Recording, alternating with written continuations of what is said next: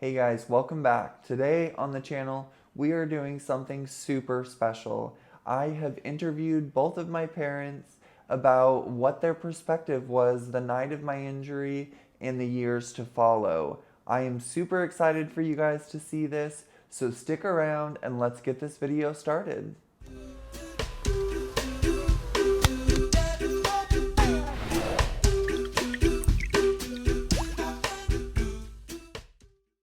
Hi guys, so I am here with my parents finally, and we are going to do this interview. I have compiled a list of a bunch of questions that I thought would be interesting to maybe you guys and maybe some other people that are newly injured. These are questions I have thought of over the course of a week about what they were thinking while my injury was going on. So let's get this interview started. This is my beautiful mom, Brenda. Hi, Kenneth. This is my lovely dad, Robert. Hi, Kenneth. And we're going to start at the beginning. So, my first question for both of you is what were you guys doing when you got the call from Shelly? We were getting ready for a vacation. We had just paid for, what was it, dear? What kind of? Snowmobiles. Snowmobiles, and we were going to go on vacation that next day, I believe. Yes. Yeah. So we were just at home getting everything ready. I had just gotten off the phone when Shelly called. Yeah. Mom, you were the one that answered the phone call, Yes, right? Yes, I was. And so when you answered that call, did you instantly know that something bad had happened? Yes, I did, because Shelley wouldn't call me unless something was wrong. And, yeah, anyway. Yeah. How was it initially explained to you? Like when She you guys said were that talking? She said that you guys were at the gym and that you had done a stunt that you'd done 100 times, but you didn't get your full rotation and you fell when you were up.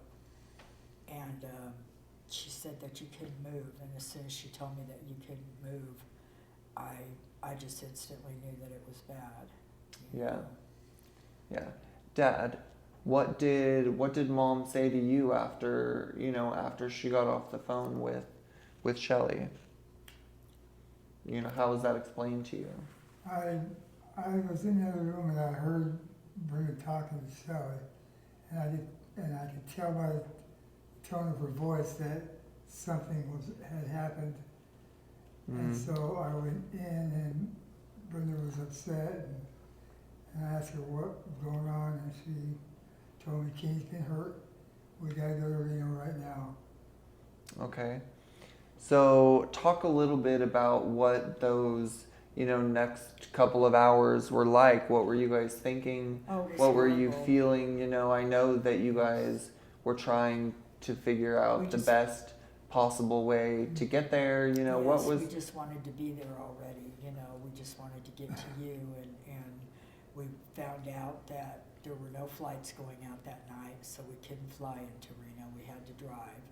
So we got ready, and our other son James and Kenneth's best friend Angelique rode with us, and it was the longest drive I've ever had to drive, ever. Yeah. It just seemed like it took forever.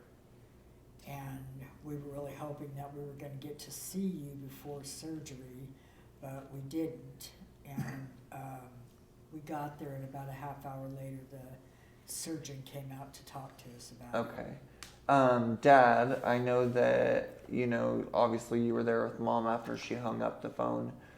What was your interpretation of how, Mom was feeling? What was she doing? How was she acting? Could you tell that it was, that she was really upset and stuff, Yes, because like Brenda said, Shelley normally would not call, so I knew right away that her calling meant something serious had happened. But I didn't really think about the the severity. severity of it. Yeah. I was mainly, okay, we gotta go to Reno, I gotta get things together with it. Everything else was going And through our getting the minds. car packed, getting. And how was mom? How was mom She acting? was I was then? hysterical. hysterical, yeah, I would have to say yes. I She did was- not, I did I not, couldn't- I couldn't move take that fast well. enough. But we also waited and talked to you before we left, and we also talked to the surgeon before we left. Yes, that's true. Yes, and so, I mean, it didn't make me feel any better, not much, but really all he could tell me was that you were gonna die, you know. Right, right. So, as you had mentioned, Mom, that you were able to talk to the surgeon. What did, at that point, what did the surgeon say? This was the night before, I hadn't got into surgery yet. What was he thinking? Because, as you mentioned, you said, you wanted to make sure that I wasn't going to die. Yes, because he just told me, I'm going to go in and do the surgery and fix him. And I said, well, is it possible that he could die? I mean, I needed to know that. And he said, no, he will not die, but he will never walk again. Okay. And I said, well, we can't get a plane. There are no planes out to Reno tonight, but we're going to drive it, so we should be there like 8 hours, And he said, well, I need to get this surgery done. It's important that it gets done right away, and so he will probably be in surgery when you get here. Okay. So, Dad, talk to me a little bit about that, that drive to Reno that night. Well, we left, we drove all night. There were times I was driving 80, 90 miles an hour, or we just wanted to get there so fast.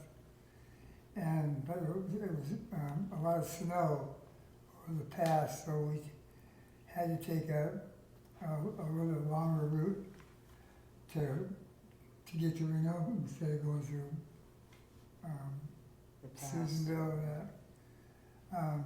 But it was very, very snowy. What were you guys thinking, It Were was the you- worst drive of our life because we didn't know what we Yeah. were gonna see or deal with when we got there. We didn't know anything about a spinal cord injury. We'd never had anybody close to us have any kind of anything like that, So we Right. didn't know what all was involved with it. Yeah. and What time would you guys say that you guys ended up getting into Reno? It was about 6 or 6:30, I think, because I believe your surgery that he came out to talk to us around 7, I believe. Okay. I'm not positive, but Yeah. When you finally got to talk to the surgery or to the surgeon, what did he say first? Let's answer he that said the first. surgery went well. Everything, I fixed it. I put in a plate. He's good. He said the surgery went well, and I said, so then he can walk.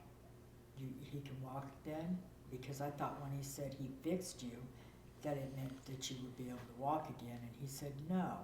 He was kind of rude. He was a very good surgeon, but he had Right. no people skills, because he told me no, he will never walk again. He is like, do you know Christopher Reeve? Christopher Reeves, yes. He said the one that played Superman, he's going to be just like him. He'll never walk again, and he'll be on a respirator for the rest of his life. Right. Just Very, like very, that. No, very, you know. And so, Dad, what was it like hearing such harsh words about your own son, And at first I was really, honestly, I was offended because he was so direct and blunt about it. Yeah, there didn't seem to be any And, caring at all in there. And I mean, to me, that's when I really realized the impact, because up to that point I was so hopeful that You know. they could be able to make you walk. yeah, And yeah. that was I that was just, the worst news I could have possibly gotten. yeah. It was devastating, terribly And we devastating. didn't know to what extent it was, I mean. Yeah. We just knew that you weren't going to walk again. How long would you say from when you got to talk to the surgeon was it before you actually got to see me? Oh, you were in recovery, so it was a while. It was a few hours and stuff. And when I was waiting, I talked to, there was a nurse named Mary. She was a traveling nurse, but she took me, and I'm not sure if you were with me when she talked to me or not, babe. I don't think you were. I think it was just me.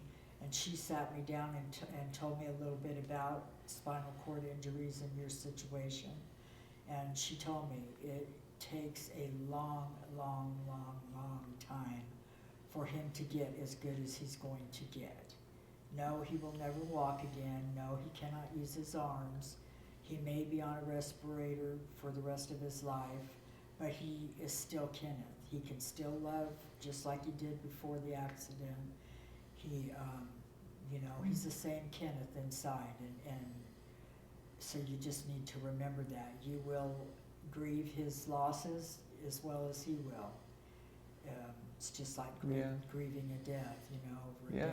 And she really impacted me, I still remember like it was yesterday talking to her, and she was trying to help me understand how long it was going to take, and that you were still you. Yeah. So Dad, what was it like the very first time you got to see me after the surgery? What what were you feeling? What were you thinking? Oh, I can never forget long of it. You were in a room, and you were almost sure you were face down on a bed, and the bed was going back and forth like this. And they had you strapped down because you strapped down had a neck brace. Like this. It was, I'll never forget long as I lived that scene. That's when I really realized that this is really bad. Really bad.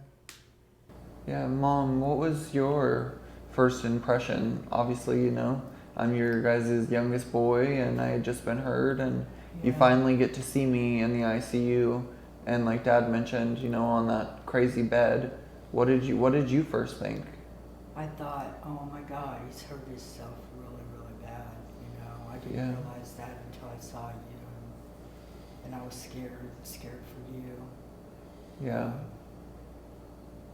Yeah, it was just really scary, and it was hard to believe, Yeah, and you had mentioned earlier about the nurse Mary, and she had asked you a question, which I think is really, evident of how much work goes into taking care of a quad.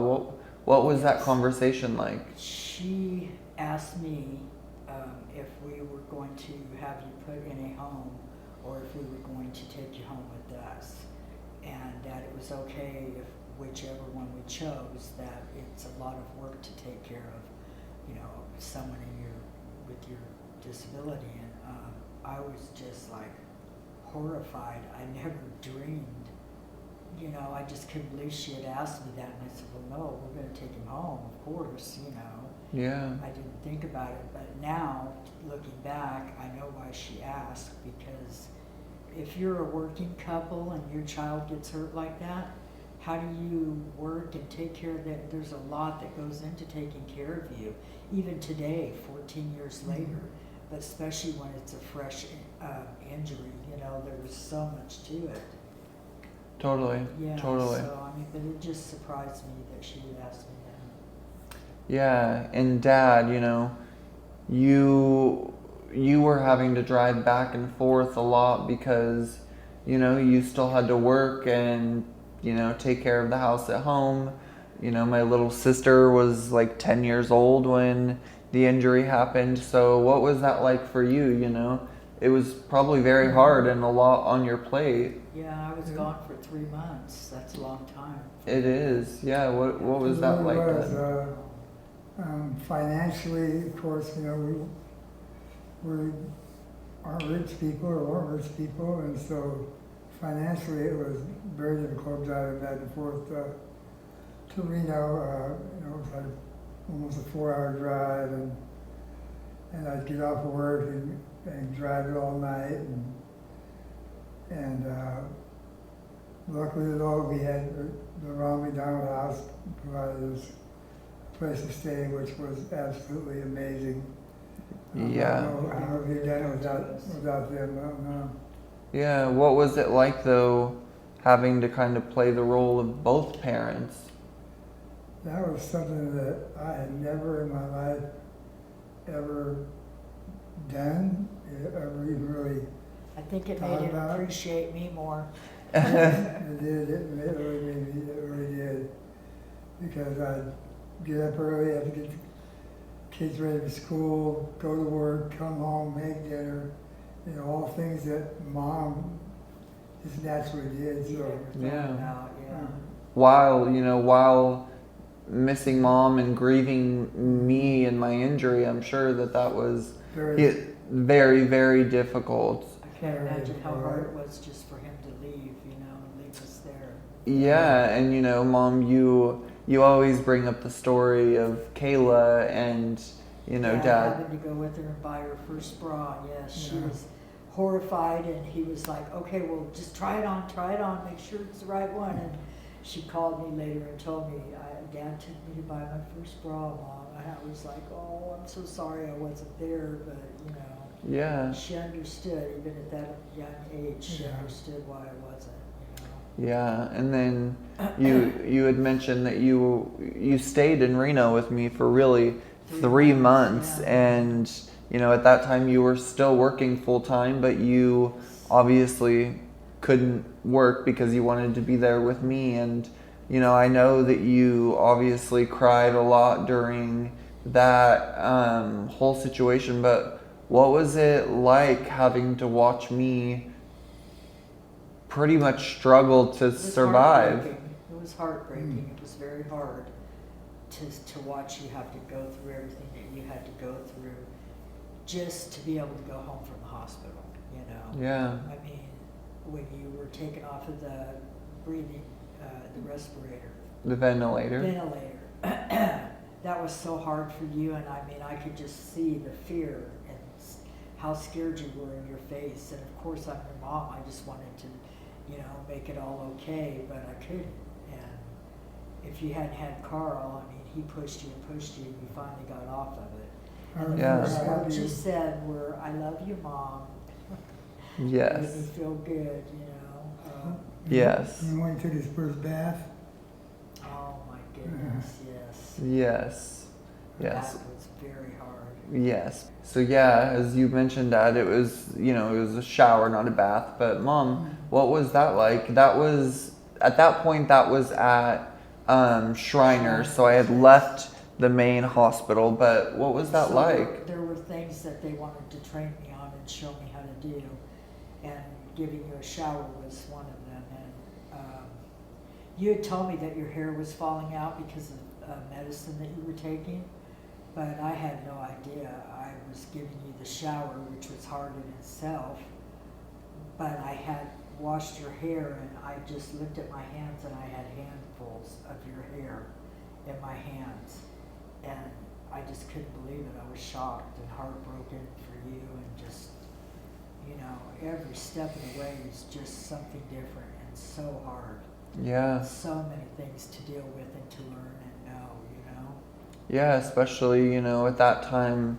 Well, in backing up in the ICU, when I was on the ventilator, I couldn't talk, I couldn't eat, I couldn't breathe on my own. That's what the ventilator is for. What was that like, watching me like that? I just wanted you to have something. I just wanted you to be able to do something. I mean, you couldn't do anything. You couldn't even eat at that time, So when they took you off the ventilator, I was really happy because you got to get the feeding tube out. You could talk to us. It gave you back some of your freedoms, and Yeah. I just was so thankful for that. So thankful. Do you remember what my first sentence was, or? When you took the ventilator off, Yeah. or when you were trying to get off of it, When I the was first weaning. time you had a chance to talk, I love you, Mom. Yeah. Yes, I'll never forget that, Tim. That meant the world to me. Yes. Yeah, because before that I was having to mouth everything. Yes. And that was really Click. difficult. Clicking. Yeah, Quad click. yeah, yes. Oh, It's kind of crazy the stuff that your What body. you do when you can't do something, your body just kind of yeah. takes over and does something else. Yeah. Did it naturally. Because Yeah. you didn't think about that or anything, right? You just started doing it. I just Yeah. started doing it because Yes. I couldn't get anyone's attention, and so that was, I don't know, my body just thought to do it, and so I started clicking, and it got everyone's I attention. remember asking the nurse, I can't remember her name, Dawn. Dawn. Why is he clicking? What is that? Why is he doing that? And she told me that's the quad click. She said we don't know why or how they think to do it, but that's what they do because they can't talk or get your attention any other way, so they click. Yeah, and it's kind of like that because that doesn't require talking really. Talking really, that's something you do with your tongue or whatever. But anyways, so there was obviously a lot of hard times Yes. through all of that, Dad. What sticks out is like a good memory through the hard times. Probably my best good memory was, well, of course, getting you out that ventilator was just huge. Just huge, because you struggled so hard with it, and I mean, there were times that we just weren't sure you were going to be able to develop the courage to do it, and I have a favorite time. It was funny. Yeah, what was your favorite You and time? Dad got the sushi, and Dad thought he was eating avocado, and he ate the, what is it called? He ate the, oh my gosh, it's the green stuff that comes with sushi. It looks like avocado. It looks like avocado. I'm blanking He on the was word. being very selfish because he just grabbed it and stuck the whole thing right in his mouth. And I walked in, and his face was red as could be, and he's running to the bathroom and getting water. And Kitty was laughing. You were laughing so hard that you couldn't hardly tell me what he had done. Yes, that was a funny time. yeah. that was so We hot. still laughed at things, and made it, or like when I lost your leg. Yeah, we thought, yeah. Yeah, I was behind the leg rest or something, and I'm like, where'd your leg go? And you're like, I don't know, where did it go? We were like serious. Yeah. And then we just started laughing. That was funny. Yeah. So fast forward, I ended up staying in Reno and coaching there for 2 years, and really enjoyed it. But then I decided I wanted to come back home. And Mom, what was your thoughts when I called you and told you that I wanted to move back home? I was pretty scared because I didn't know if I could take care of you. I knew there was a lot of things that I didn't know, and I was just nervous about being able to take care of you. And because you were coming like in 2 days or something, and we didn't have any way to get you around, to get your wheelchair around. We didn't have an accessible van or anything like that, or even a trailer. And so we had to really just work really fast and get the things that you needed to come home, to be able to come home. Yeah. But you walked me through everything that I learned. I learned from you, and you walked me through everything. Changing your catheter, I was scared to death to do that, but we did it. We did it, and it's just, sometimes you just have to take one little step at a time. Yes. And then eventually that leads to bigger steps, and you learn, and then you grow, and then you do more and more and more. Yes. But Dad, what was it like when Mom told you that I was going to move home? It was very soon, and we didn't have much time to prepare. Yeah, and because it was, I'm sorry, go ahead. I just confusion and fear, because we had no idea how to take care of a quadriplegic. We were both working. We were both working full time, and it was just a very, what's the word? Very hard time, I don't know. yeah. I think the word. It's okay. We were very unsure of ourselves as far as taking care of you. Yeah. We didn't know if we could do it or how we Yeah, how to Yeah. do it. But, you know, looking back, it's like, you're my mom, you know? Yes, I yes, got there was gonna say and that too, yeah. you've been my mom Plus my we whole have a- life. Your motherly instincts just kicked in and, Yes, and we have a fairly big family that, you know, everybody helped whenever they could, so that was nice absolutely. too. Yeah, absolutely. I just thought of something else. Do you remember when I was in the ICU and I asked you to come over and I whispered that word that Oh, made you yes. cry? And Yes, you were trying to talk to me and I had to squat down because I couldn't understand you or hear you, and you had asked me, Mom, why did this happen to me? What did I do? Did I do something bad that is why this happened, you know? And I just had to hold back the tears. And I told you, no, Kenneth, it was just an accident, you know? Accidents happen. We don't know why, they just do. And it was nothing that you did, honey, I promise you that. And I got up and out of there as fast as I could and went to my crying room, bawled my eyes out, and wiped my face off and went back to you. Because you always wondered, where'd Mom go just now, you know? yeah, And I did it all through the day, you know. Those counselors were really good to me. They opened their door and it was right around the corner from your room. So, because I didn't want to make it harder for you by crying and me being emotional yeah. and about being about me. It's not, you know, it wasn't about me, it was about you. And I just felt like I needed to be strong for you. Yeah, and you know, but that's also a good point, is because an injury like this doesn't just affect me. It affects you and Dad, and it affects anyone that knew me and loved me, and you know, friends, family. Yes. The list goes on. You know, it's not just an No, injury it's that affects anyone that that single knows person. you. Yeah. Changed our family overnight. Changed our family. Yeah, it did. You know, Overnight. changed the dynamic of We'll everything. forever be Everything. different, you know, than we Our, were before that, yes. What was that? I said we'll forever be different, all of us will, that everything. Yeah, But everybody, you made it easy for everyone, Kenneth, with your positive attitude. yeah, And keep going forward, and I'm gonna do what I wanted to do with my life, and I'm gonna go forward, and, you know, and you accepting it and working as hard as you have to make a life for yourself has made it easier for us. and gave us the drive Yeah. Because you to could have been very help you. negative. to help you accomplish those things. yeah, You know? yeah. If you could get through it, then we felt that we could too, you know? Yeah, totally. Totally.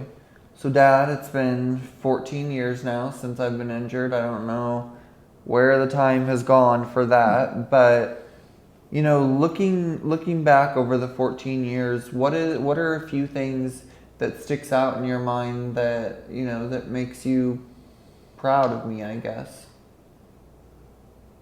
I would have to just say the biggest thing is that just the inspiration that you've been to so many people, and your positive attitude throughout this whole thing has been amazing, and really is what has made everything possible, because you kept us going. You know, you kept us going. You taught us as we went along. We all learned together. Yeah. Of course, you know, you've gone to college and got degrees, and Getting ready to go Maybe. back. made me very, very proud of you.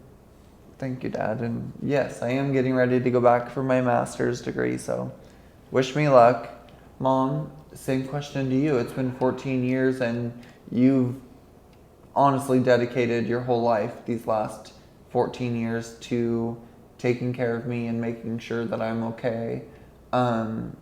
What sticks out in your mind that makes you think like, oh, that makes me proud of him? First of all, it's your positivity, you know, that you're going to go on with your life and you're going to be happy and have a good life, and you don't let anything stop you. If you want something bad enough, boy, you go after it and you get it. In the end, you get it. It may take you a little while, but, you know, you do it. And you help other people in that way too. I mean, you're so giving and caring and, you know, I just, everything, a lot of things, Kenny, a lot of things. But a lot of things, a lot of times, I mean, my heart breaks for you every day, you know, in certain ways. Just because I'm your mom and maybe there's something you wanted to do with a friend and you couldn't do it, or, you know, there's sad times too, but I am very, very proud of the way you have handled this and handled yourself. That's a good way to say it is, you know, still 14 years later, They're good things, but there are hard things. yeah, you know, even still, there are things that affect me every day, you know. Yes.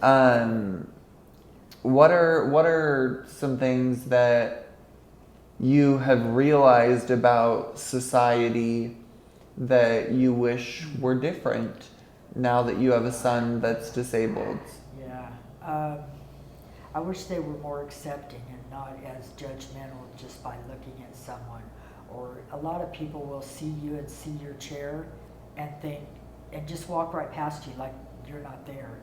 You know, if they would just give you a moment to have a conversation with you, they would probably come back for another conversation.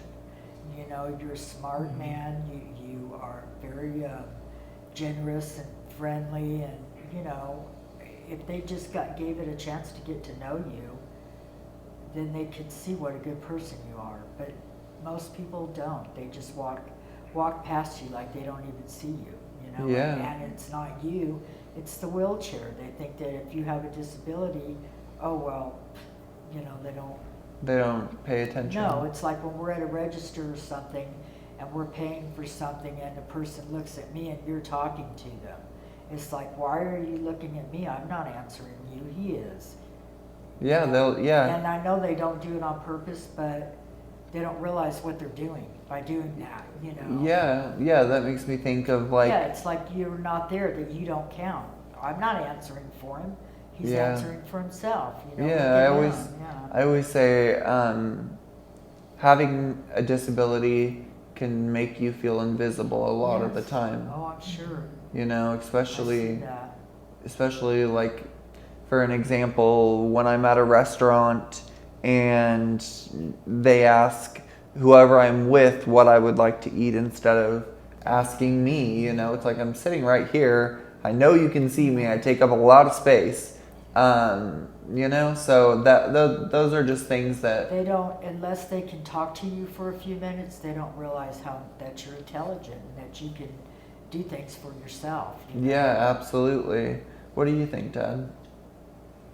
I think that just the way that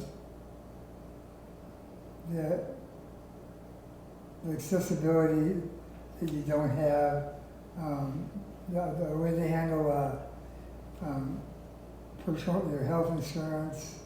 There's just so many things that need to be fixed because they're broken. Yeah, and there's a lot of things, like you're saying, you know, that are not inclusive, and some of them are so easy to fix.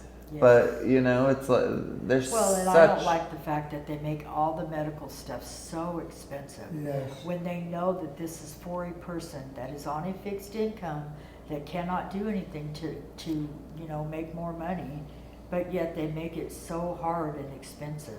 Just to rent a van for a day is like, what, $150, $200? You know, Yeah. it's just ridiculous. You could rent a car for $30 a day. Why can't you rent an accessible van for that much? Yeah, that's a you good know? point. We just got Yes. back. We just got back from a vacation, and you'll see there's a video coming next week about the entire trip.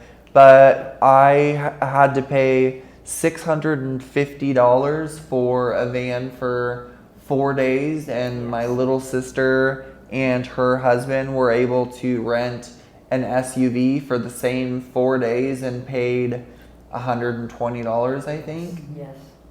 Yeah, so just things like that. That's just so not No, acceptable, you it know? shouldn't be that way because It shouldn't. to me, most people that are disabled are on a fixed income. At least a lot. Yes, a lot of them are. And Why would you do that? You know, then Yeah. it makes it unattainable, and so their life, they can't live a life like they should, you know, Yeah. or that they want. They're being cheated. Yeah, they are, being cheated.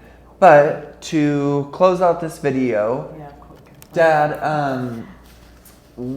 and Mom, what advice would you give to parents that have a kid that just got injured with a spinal cord injury? Like, what would you tell them if you I would met tell them in the ICU and their kid was there? I would tell them it's a long, long journey, but it can be a good journey. Not all of it is bad. Just to be patient, love your child, and you'll get through it. You know, you will get through it.